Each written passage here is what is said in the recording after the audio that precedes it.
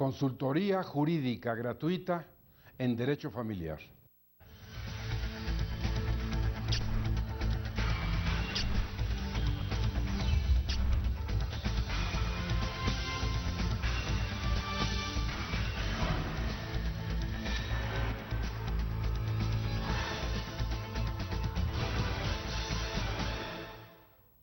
Bienvenidos a su programa Derecho Familiar.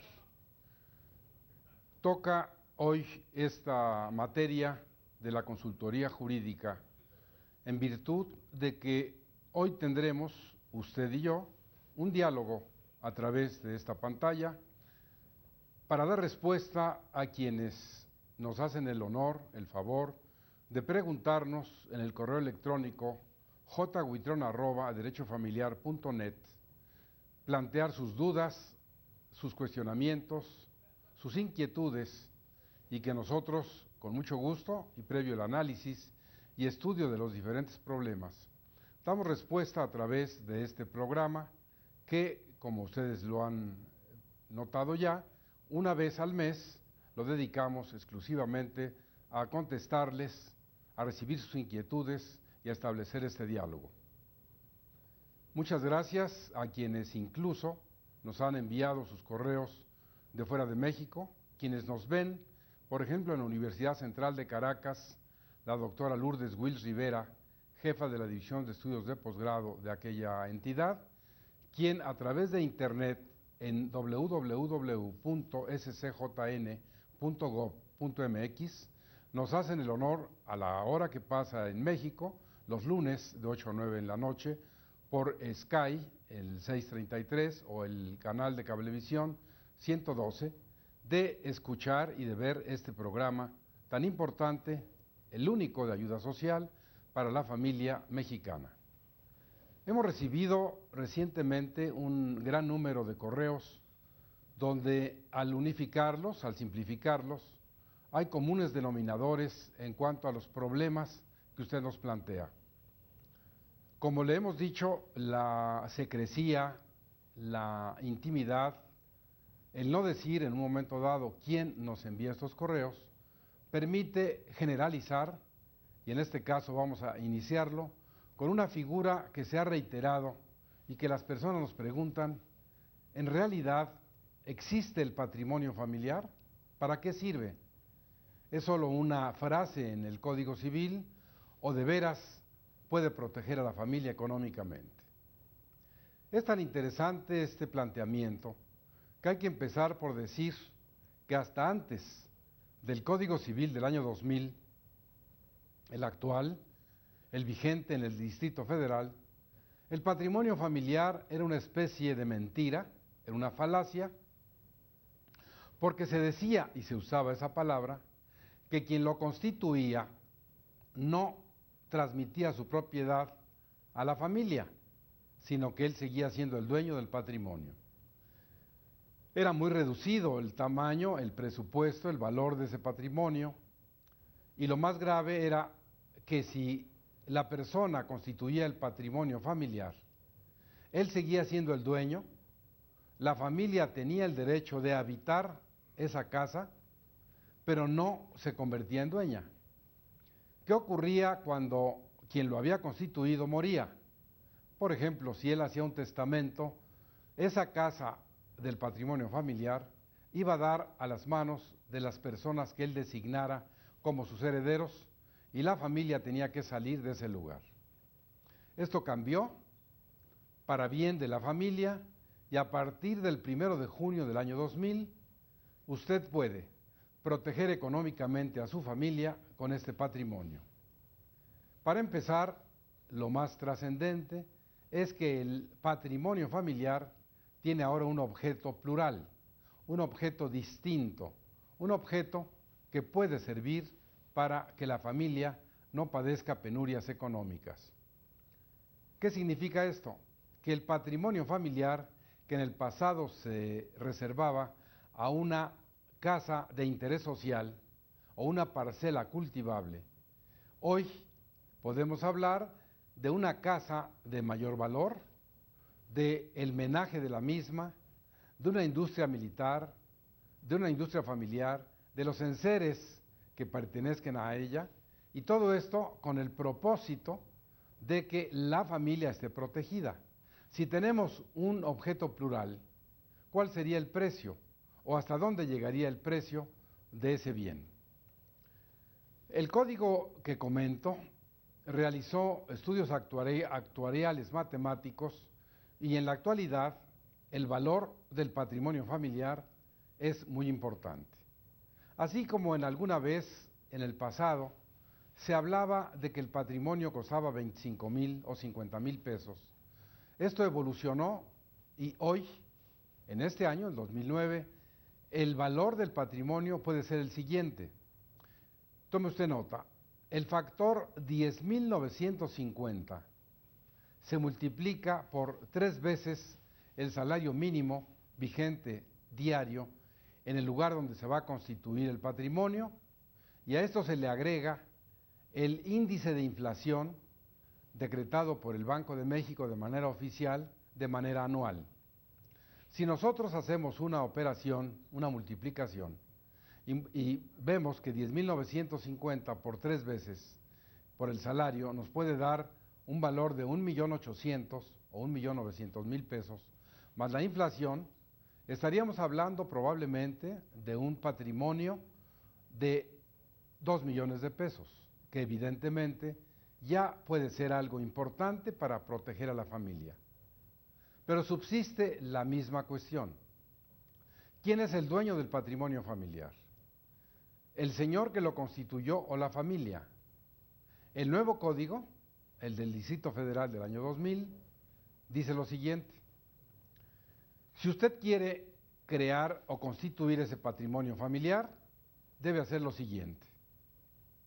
El dueño de él, por ejemplo, el señor Juan Rodríguez, acude ante un juez familiar, presenta un escrito que se llama de jurisdicción voluntaria y le dice al juez: yo soy el padre de familia, tengo 2 hijos, tengo una cónyuge. También debo acotar que se puede hacer, aunque no esté casado, en unión concubinaria. O, finalmente, si un hijo quisiera hacerlo en favor de sus padres o de su familia, también lo podría realizar. Entonces volvemos al punto, tomando como ejemplo el matrimonio. El señor, padre de esa familia, dueño del bien inmueble, se dirige al juez familiar y le dice: quiero este patrimonio, este bien, convertirlo en algo que sea protección económica para siempre de mi familia. ¿Cómo lo hace? Debe anexar a su solicitud su copia certificada de matrimonio, las actas de nacimiento de sus hijos, la de la esposa y la propia de quien lo constituye, y decirle al juez familiar: esta casa que tiene esta escritura y tiene estos límites es actualmente a mi nombre. Quiero convertirla en una copropiedad. Una copropiedad que desde el punto de vista jurídico va a permitir a cada uno de los 4, en el ejemplo que doy, de convertirse en copropietarios, codueños, de una parte alícuota, en este caso el 25%, una parte del todo. Pero esa propiedad, viene lo más importante, va a cambiar de nombre. En el registro público de la propiedad ya no va a aparecer que es a nombre de Juan Rodríguez en nuestro ejemplo, sino que es de Juan Rodríguez, de su esposa y de sus 2 hijos, dividida en 4 partes. Pero esto no significa que la vayan a vender en 4 partes.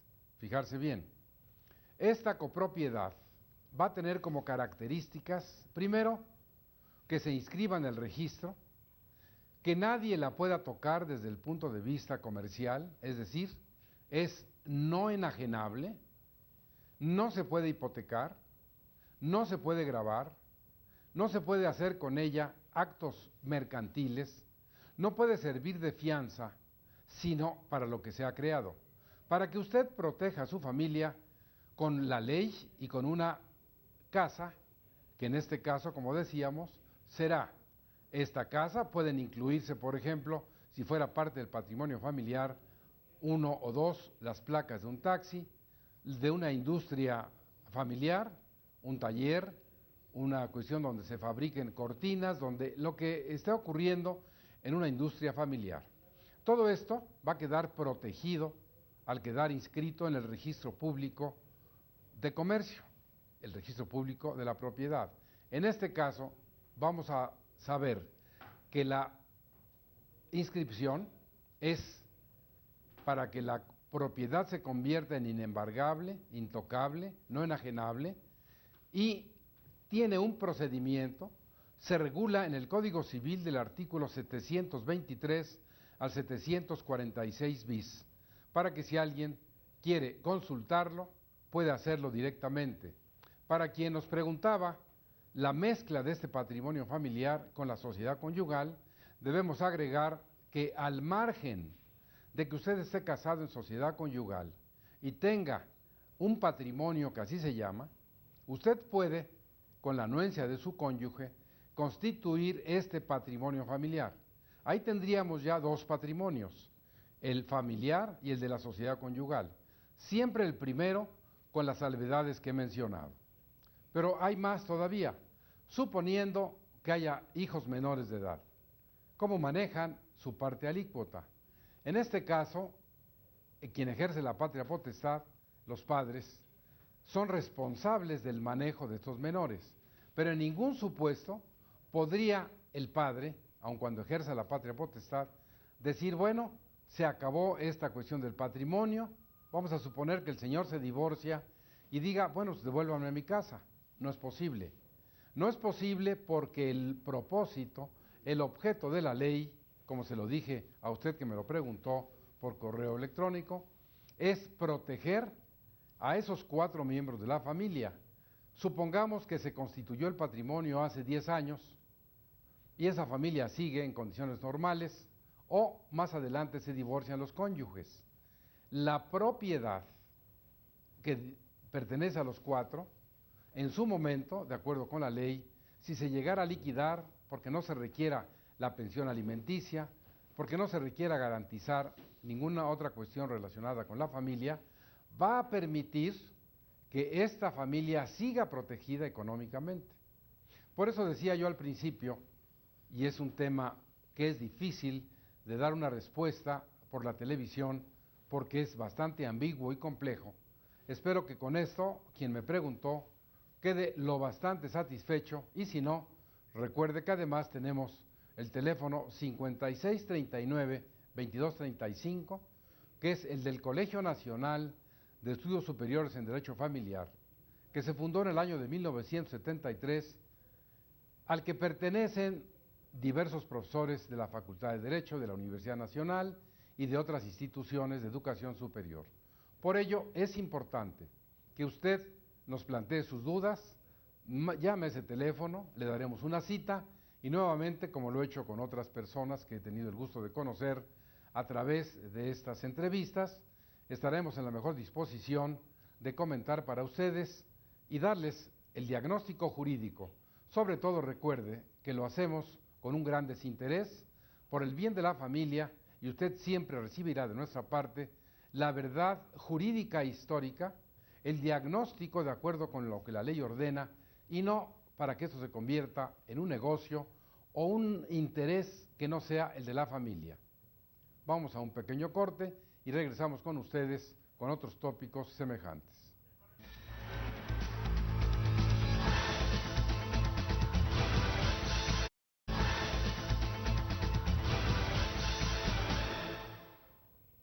Como le decíamos, esa figura del patrimonio familiar, úsela.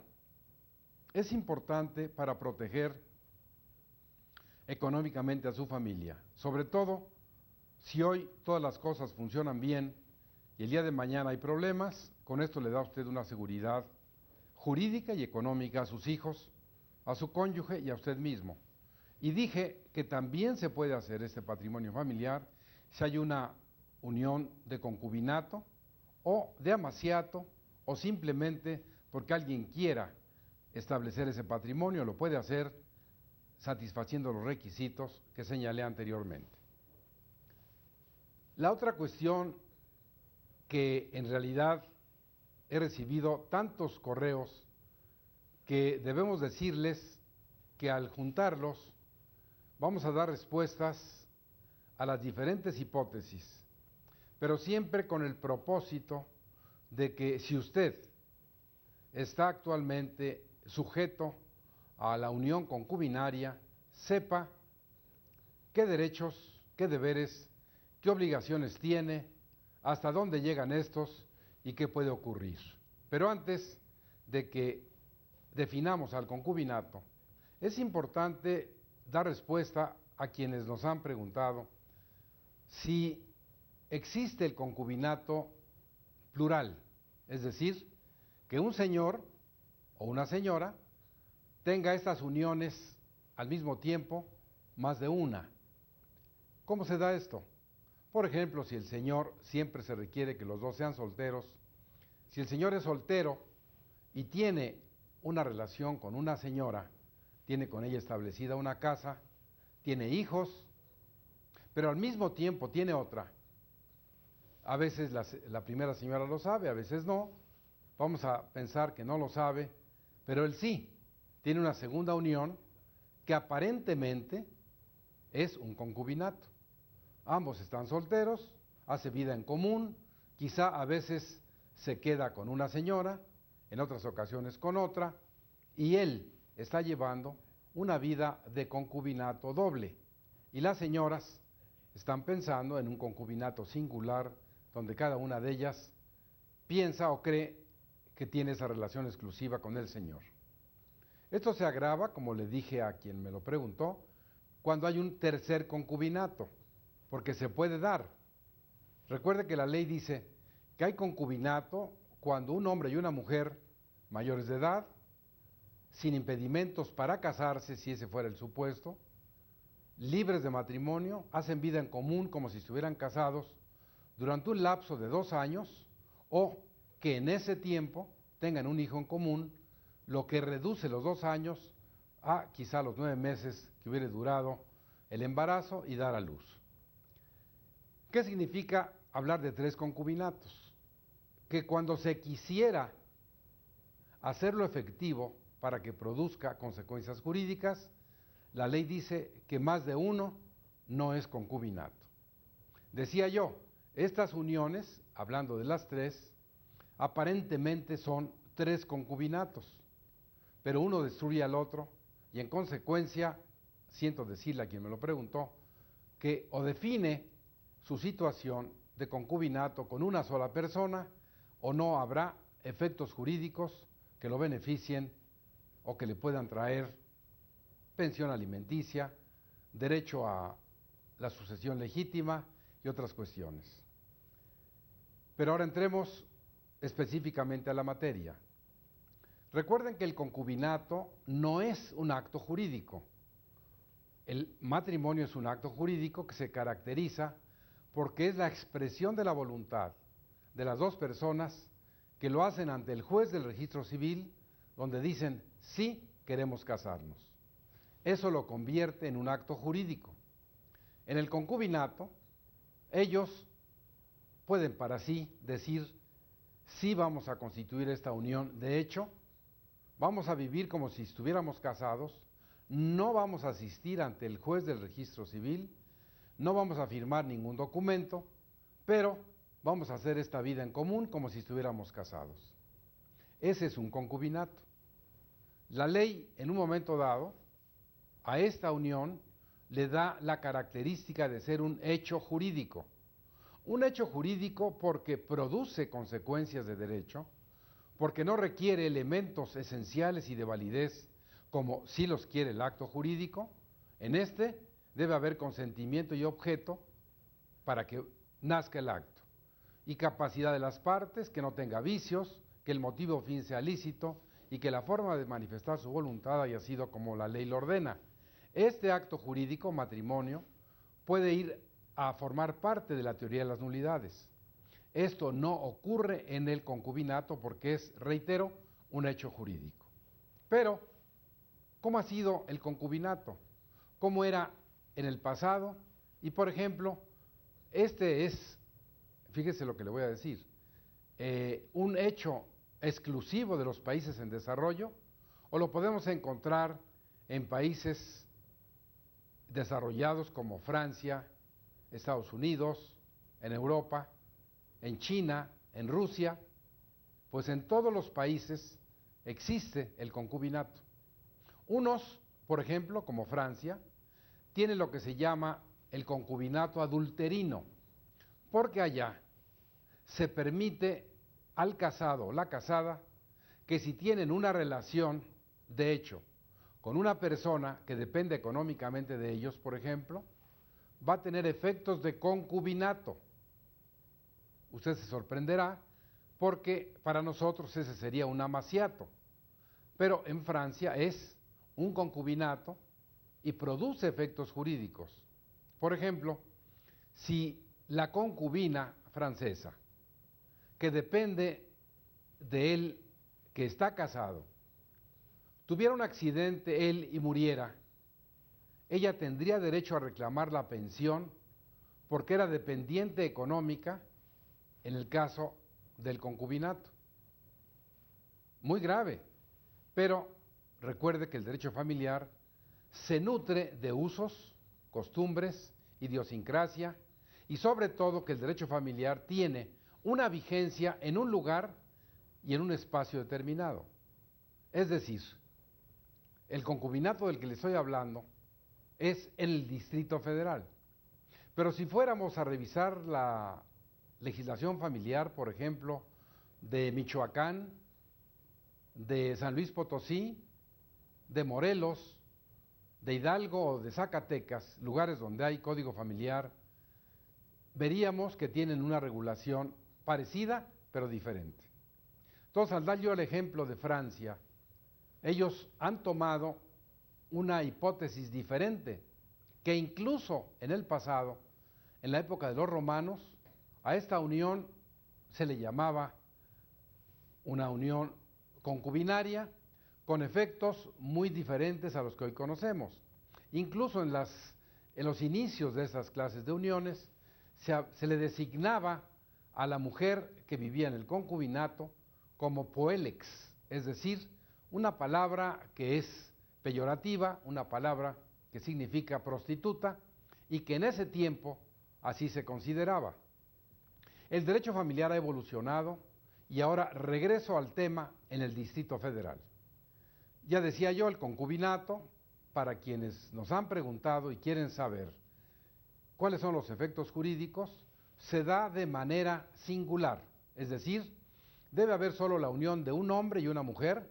De hecho, este hombre y mujer tendrán hijos, los mismos van a tener los mismos derechos que los de matrimonio, derecho al nombre, a alimentos, derecho a una parte en la sucesión legítima si murieran sin hacer testamento, y la señora o el señor en un momento dado van a tener derecho, para empezar, a alimentos. ¿Cómo es esto?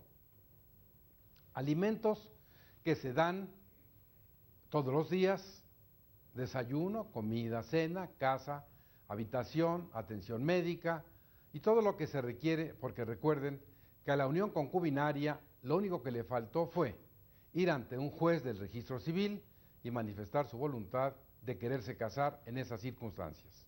Entonces, como no hay matrimonio, la ley, el orden público, contra la voluntad en un momento dado de los concubinos, les impone deberes, les impone obligaciones y les da derechos. Para empezar, estos concubinos, por ejemplo, si duraran en su unión 20 años y después esta unión se terminara solo por la voluntad de cualesquiera de ellos, simplemente porque se dejen, dice la ley, hay derecho a reclamar alimentos por el número de años que hubiere durado el concubinato, si cualesquiera de ellos, la concubina o el concubino, necesitan esos alimentos. ¿Qué le parece? Es como una utopía decir que un hecho jurídico vaya a producir estos efectos, pero así los establece la ley. Quieran o no los concubinos, diferente al matrimonio. El matrimonio, bueno, hoy sobre todo al darse el divorcio, se ha convertido en un verdadero desastre con esto del divorcio exprés, del que ya antes he reiterado, que lo traigo a colación, porque los alimentos, al divorciarse, ahora sufren un viacrucis a través de un incidente, de un juicio complicado, para hacerlos efectivos. En el concubinato se disuelve y esto de inmediato procede ante una demanda que haga él o ella. Pero no cesan ahí los efectos jurídicos. Para usted que me preguntaba si tiene derecho a la herencia, le digo que sí. Si, por ejemplo, durante la unión concubinaria el señor muriera y no hubiera otorgado testamento, caso que se da en la mayoría de las familias mexicanas, sea cual fuere su estatus, sea cual fuere su nivel social, cultural o económico, porque no tenemos el arraigo, no tenemos la sabiduría o la cultura de prever con un testamento. Entonces, si el señor murió y no hizo testamento, se abre lo que se llama la sucesión legítima. Esta procede cuando no hay testamento o el que se otorgó se declara nulo o se otorgó un testamento y no se incluyeron en él todos los bienes y los que no se incluyeron para repartirse según la voluntad del testador van a ir a una sucesión legítima. Pero específicamente esa unión concubinaria, él muere, no hace testamento y hay que repartirse los bienes que tenga, sucesión a la que usted, concubina, va a entrar, pero también sus hijos. Y azórese, también van a entrar sus parientes, los hermanos, los padres de su concubino, porque se le van a aplicar las mismas reglas en la sucesión legítima del matrimonio, o sea, de la sucesión entre cónyuges. Por ejemplo, si fuera matrimonio y muriera él y no hubiera hecho testamento, la ley dice es la sucesión legítima de los cónyuges y va dando reglas donde dice que si ella concurre sola y tiene otros hijos, tiene derecho a una parte proporcional igual a la que va a recibir un hijo. Si concurre con otros parientes, la herencia se va a dar en otras partes. Regresemos al concubinato. Murió él, se van a repartir los bienes, ella y sus hijos. ¿Qué reglas se van a aplicar? Pues como les dije antes, a este concubinato le falta la solemnidad para hacer matrimonio y el legislador determinó que se van a aplicar las mismas reglas que las del matrimonio. Las mismas reglas de la viuda se le van a aplicar a la concubina. Y entonces los bienes se van a repartir como si hubieran estado casados con las prioridades que la propia ley señala. Asombroso.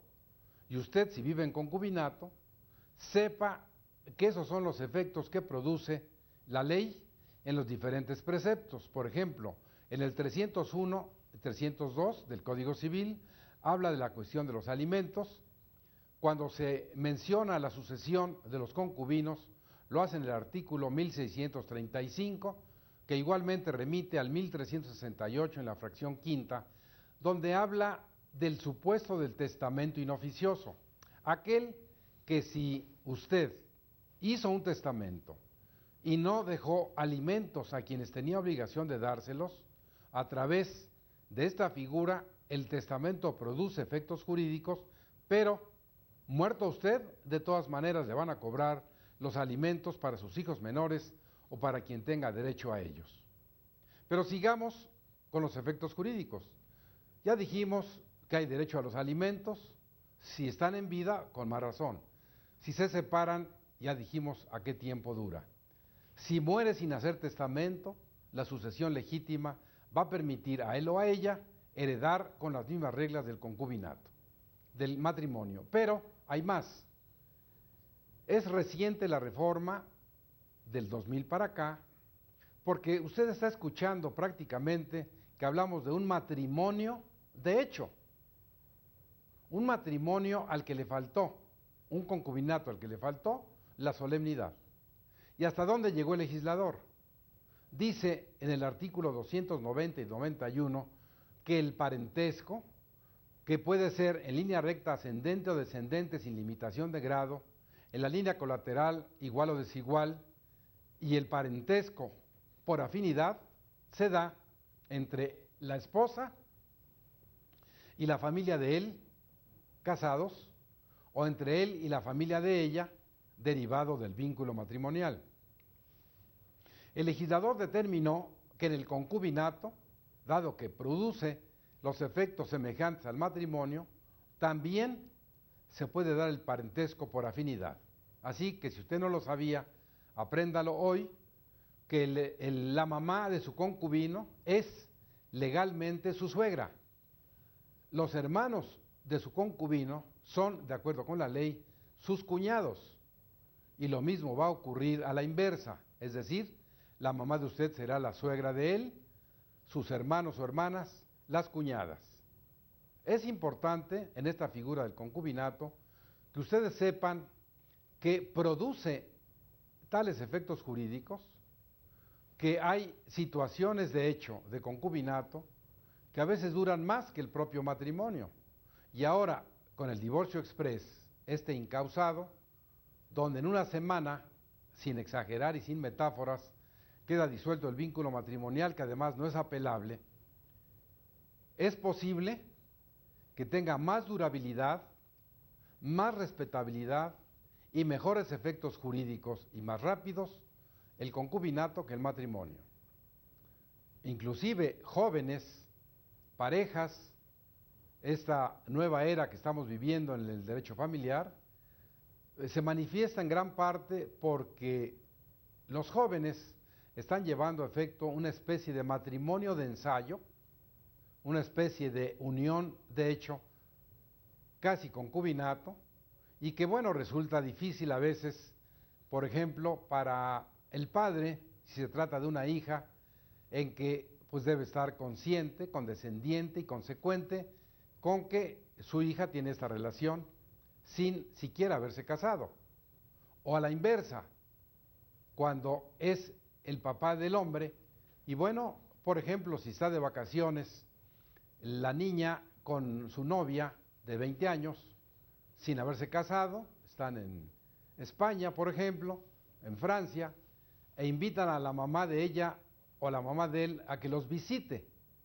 Bueno, pues es algo muy moderno, algo que se da como una realidad, que la ley debe recoger y que solo se lo cuento a usted para que lo tome en cuenta si se encuentra en una situación de concubinato.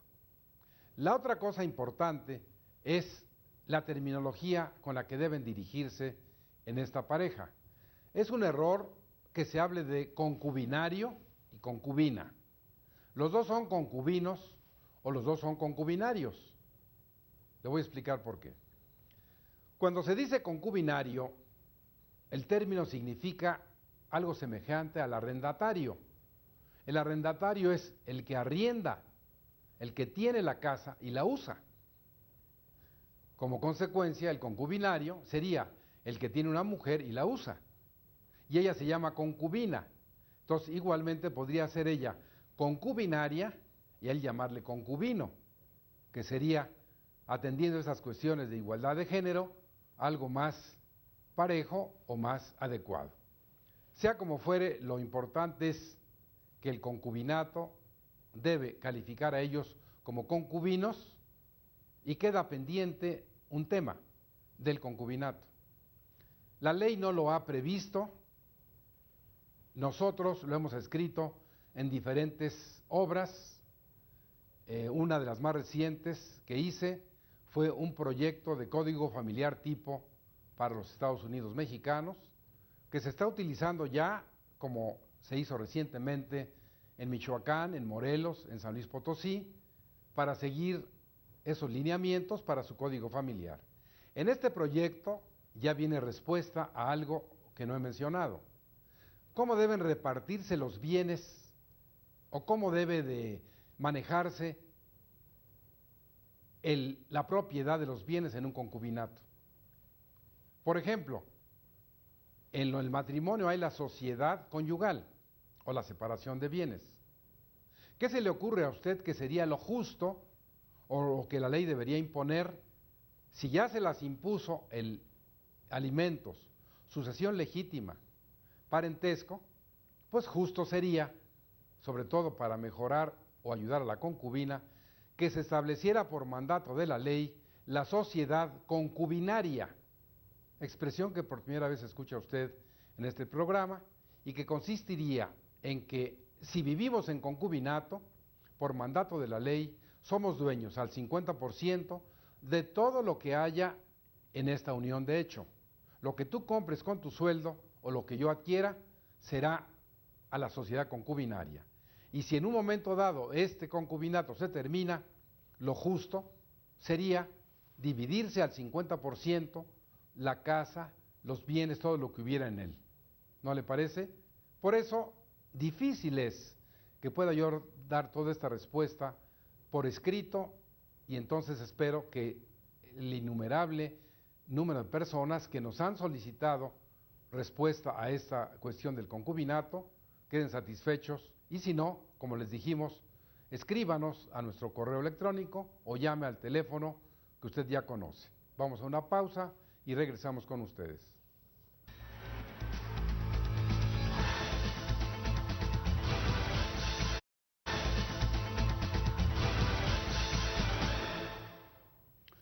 Espero no aburrirlos, sobre todo la gran responsabilidad de llevar todo este programa una sola persona siempre es más complicado, sobre todo para usted que me hace el favor de ver el programa.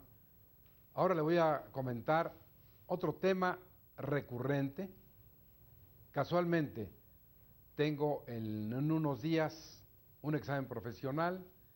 Yo presido el jurado en la Facultad de Derecho de la UNAM, donde quien ha presentado esta tesis de licenciatura lo hace con el tema de la sociedad de convivencia. He recibido preguntas, hemos contestado algunas de ellas, y ahora vamos a hacer una síntesis para que las inquietudes de esta nueva forma de convivencia regulada por la ley, regulada por la Asamblea Legislativa del Distrito Federal, la 4 legislatura, y que lo hizo así a partir del año 2006, tiene una serie de matices y de cuestiones que es importante comentar con ustedes y sobre todo dar respuesta a quienes nos han preguntado si es cierto que la sociedad de convivencia genera los mismos derechos y obligaciones que el concubinato. Pues la respuesta categórica, la primera es que no es cierto. La ley está mal hecha. ¿Qué significa? Miren ustedes, cuando esta ley se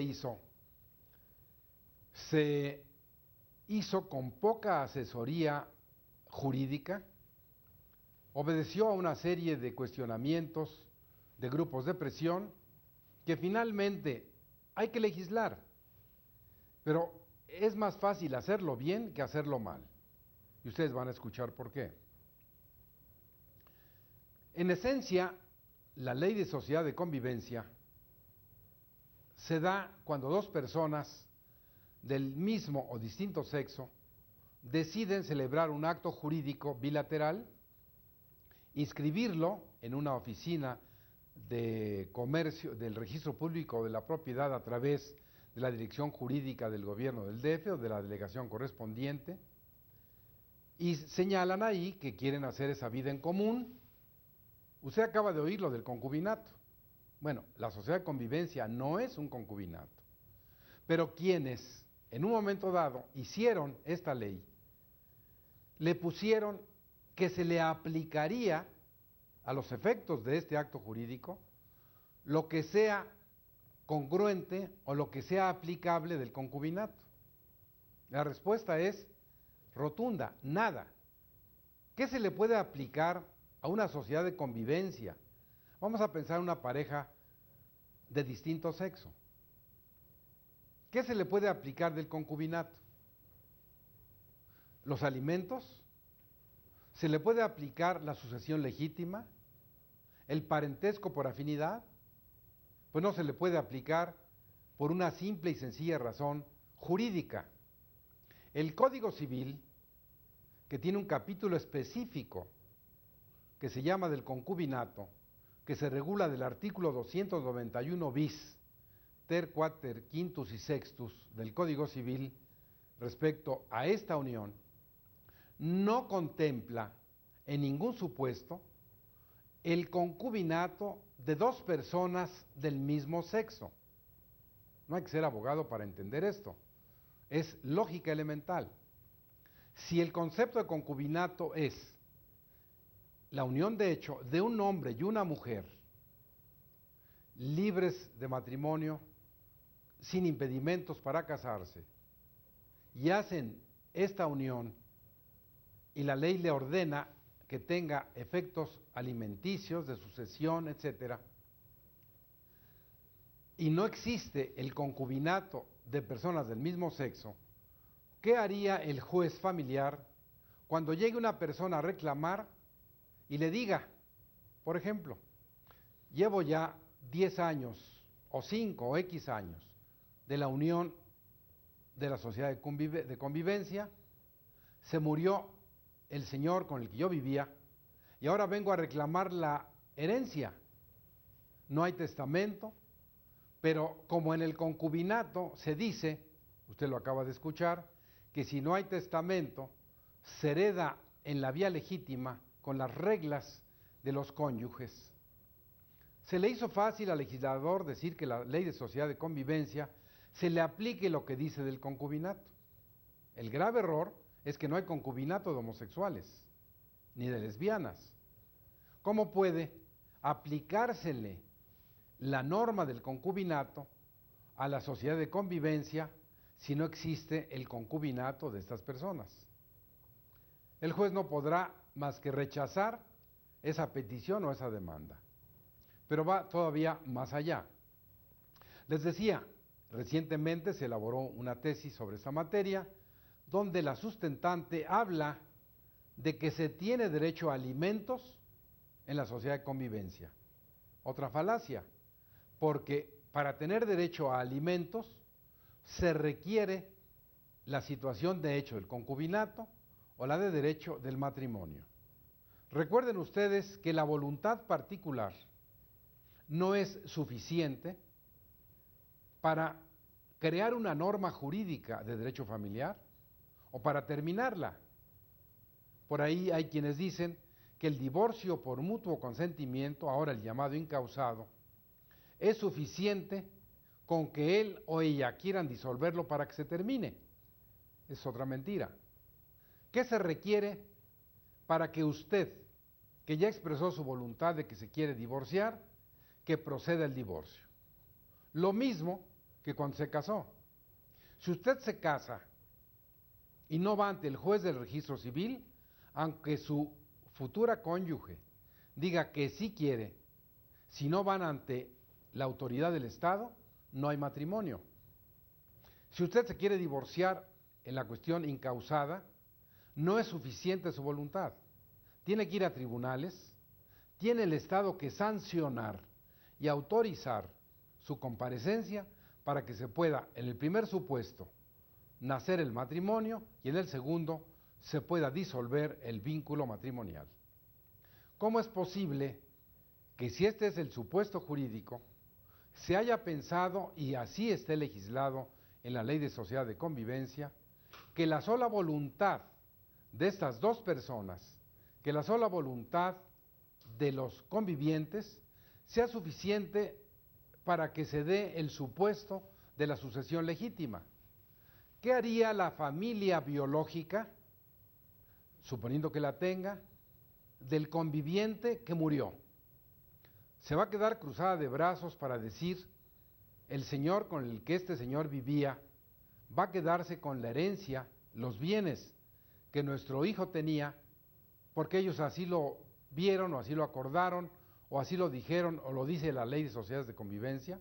No, no va a producir efectos jurídicos porque, como dije, la voluntad particular no es suficiente ni para crear una norma de derecho familiar, dado que todo el derecho familiar de orden público es de orden público e interés social, y tampoco para dar por terminada esa relación. Recuerden lo que les dije del concubinato.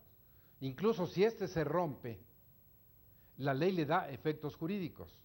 Entonces, creo que esto será una respuesta más que suficiente para que usted, que nos está escuchando y quien nos preguntó, sepa que en ningún supuesto la ley de sociedad de convivencia va a producir los efectos jurídicos del concubinato. No es posible, porque no existe el concubinato de personas del mismo sexo. Ojalá esto haya sido para usted lo suficientemente claro para entender que esta ley no puede darle efectos jurídicos de derecho familiar como los del concubinato, o sea, no puede generar la obligación de dar alimentos, no puede crear parentesco por afinidad, no puede tampoco dar la sucesión legítima y mucho menos la cuestión de adoptar. Quizá, y así son los rumores, en un momento dado se pueda o se establezca en México otro tipo de uniones conyugales o se modifiquen estas leyes y entonces sí, entremos a la modernidad. Como antes les había dicho, hay 19 países y 8 ciudades que suman 27 en la actualidad, todo el norte de Europa, algunos países de América Latina como Buenos Aires, Washington, la capital, Vermont y algunos otros lugares donde ya se establecieron estas leyes de sociedad de convivencia. Cambiando de tema, el que sigue también es importante y sobre todo lo he tratado en otros programas, lo he tratado con otros distinguidos profesores, pero parece ser que subsisten algunas dudas que vamos a tratar de aclarar atendiendo a los correos electrónicos que usted por el jhuitron@derechofamiliar.net nos envía o que así lo ha solicitado en el teléfono 5639-2235. Recientemente explicaba yo este tema en la Facultad de Derecho de la Universidad Nacional Autónoma de México a mis alumnos de primer semestre. Les decía precisamente al hablar del registro civil que el artículo 135 bis, agregado por esta legislatura que acaba de terminar, la 4, también la que hizo la Ley de Sociedad de Convivencia, había cometido una pifia, un gravísimo error, algo que va contra la esencia del registro civil, porque se ha propiciado que se asiente en un acta del Estado civil un fraude a la misma. ¿En qué consiste? Este artículo dice que si una persona, hombre, biológicamente hombre, con los órganos propios de un hombre, siente, tiene la convicción, se comporta como mujer, actúa como tal, pero biológicamente sigue siendo un hombre, puede acudir ante un juez familiar y plantearle su problema y decirle que no se ha operado, que no es un transexual, sino que se siente mujer siendo hombre. Ante esto, se hace un determinado trámite en una jurisdicción voluntaria, el juez familiar emite una resolución, la comunica al archivo o al juez del registro civil y le ordena que extienda una nueva acta de nacimiento para esa persona, hombre, que hoy se siente mujer, y le ordena que en esa nueva acta diga que ese señor ahora es señora, y fíjense bien cuál es el fraude a la ley. Las actas del registro civil dicen lo que se supone ha acontecido o que les consta. Incluso la fe pública del juez del registro civil, una muy especial, consiste en decir que frente a él se han dado esos hechos. Pero aquí estamos hablando de una mentira, porque el hombre sigue siendo hombre biológico, pero ahora, como dice la ley, él siente que tiene una identidad sexual diferente, no que la tenga. Ya el supuesto del transexualismo, desde antes se reformó la ley y en eso no hay ningún inconveniente ni problema, porque si el señor era señor se opera y se convierte en una señora, se le debe otorgar un acta nueva porque tiene un nuevo sexo. Pero el que biológicamente sigue siendo hombre y se autoriza que se le dé una nueva acta, ¿qué va a ocurrir? Bueno, para empezar, en la acta original, que se le denomina primigenia, queda en el secreto. Es decir, nadie debe saber que esa persona tiene una acta anterior en la que dice que es señor. Esto es un poco infantil, pero así se dice. En la nueva acta, sin antecedentes de la primera, se va a decir que ese señor Mario ahora es María. ¿Y hacia dónde va esto? Con esa nueva acta de nacimiento, ese señor, ahora señora, va a probar que su nuevo sexo es femenino. ¿Qué pasaría si quisiera casarse? Por supuesto, ella se va a querer casar con un señor. Vamos a suponer que el señor sepa que ella tiene una nueva acta, si no, qué sorpresa se podría llevar, que tiene una nueva acta de estado civil y que el señor ahora es señora y se casan. ¿Qué es lo que está ocurriendo con la bendición y la anuencia de nuestras leyes? Que se está celebrando el matrimonio de dos personas del mismo sexo biológico, aun cuando el acta diga que es señora, la realidad es que es un señor. Entonces este artículo 135 bis, que trae toda una reglamentación que dice, por ejemplo, que si el señor que se siente señora no está muy bien entrenado, puede ir con el juez familiar, que éste le dará alguna orientación, algunos consejos, en fin, que lo van a encauzar en su nuevo sexo. ¿De qué fue producto una reforma de esta naturaleza? Seguramente que no, ni del conocimiento, ni de la reflexión, sino de la ignorancia.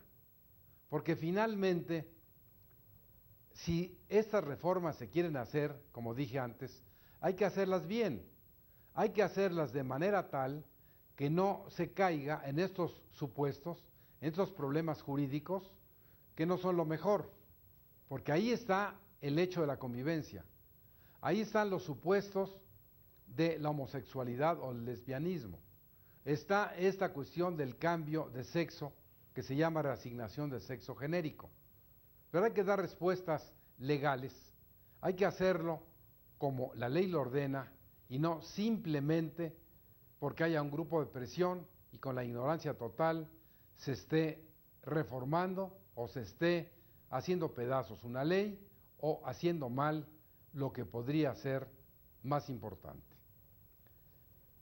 Como ustedes se darán cuenta, y hoy le hemos dado un giro a nuestro programa precisamente para darles a ustedes las respuestas ante esta gran cantidad de correos electrónicos y llamadas telefónicas. Hemos seleccionado las que se reiteran. A veces me tardo un poco en contestarles el correo electrónico porque, créanme, son muchos los que recibo. Se va haciendo una selección, pero procuramos de manera breve darles respuesta y aquí por la televisión, frente a ustedes, ampliar esto y decirles, como siempre, muchas gracias y seguramente en el próximo programa nos veremos con la presencia de dos distinguidos catedráticos de la Facultad de Derecho de la Universidad Nacional Autónoma de México. Por hoy le recomendamos, lea nuestra columna en El Sol de México, la que se publica los domingos y se reedita en los 70 diarios de la República, que se denomina Derecho Familiar, en la que usted encontrará seguramente temas de reflexión o temas interesantes respecto a esta materia. Por hoy, muchas gracias y nos veremos el próximo programa.